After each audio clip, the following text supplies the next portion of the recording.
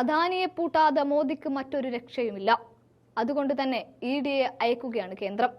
സെബി മേധാവി മാധബി ബുച്ചിനെതിരെയാണിപ്പോൾ കേന്ദ്രം ഇഡിയെയും മറ്റു രഹസ്യാന്വേഷണ ഏജൻസിയെയും അയച്ചിരിക്കുന്നത്. പ്രതിപക്ഷ ബഹളം അങ്ങനെ കനക്കുന്ന സാഹചര്യത്തിലാണ് കേന്ദ്രം ഇഡിയെ അയക്കുന്നത്.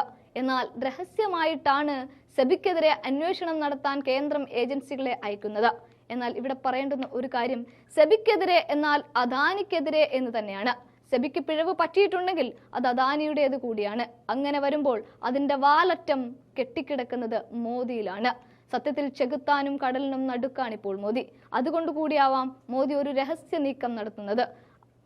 അതിന്റെ അടിസ്ഥാനത്തിലാണ് സെബി മേധാവിയെ രക്ഷിക്കാനായിട്ടാണോ ഈ നീക്കമെന്നും സംശയിക്കേണ്ടി വരും. കാരണം സർവ്വസാധാരണമായിട്ട് പെട്ടിയും തൂക്കിയാണ് ഇഡി അന്വേഷണം നടത്തിയിട്ടുള്ളത്.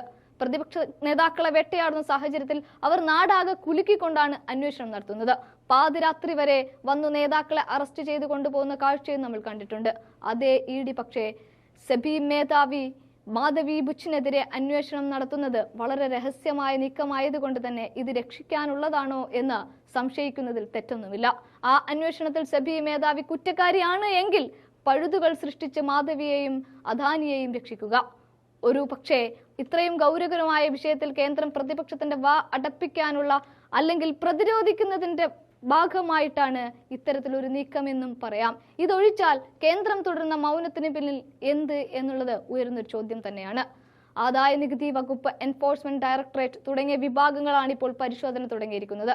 ശക്തമായ പ്രതിപക്ഷ പ്രതിഷേധങ്ങളുടെ പശ്ചാത്തലത്തിൽ സെബി ചെയർപേഴ്സൺ മാധബി ബുച്ചിനെതിരായ ആരോപണങ്ങളുടെ നിജസ്ഥിതിയാണ് ഏജൻസികൾ അന്വേഷിക്കുന്നത്. ഹിൻഡൻബർഗ് വെളിപ്പെടുത്തലിന്റെ പശ്ചാത്തലത്തിൽ സെബിക്കും കേന്ദ്ര സർക്കാരിനുമെതിരെ രൂക്ഷ വിമർശനങ്ങൾ ഉന്നയിച്ചാണ് ഇപ്പോൾ പ്രതിപക്ഷം കളം നിറയുന്നത്.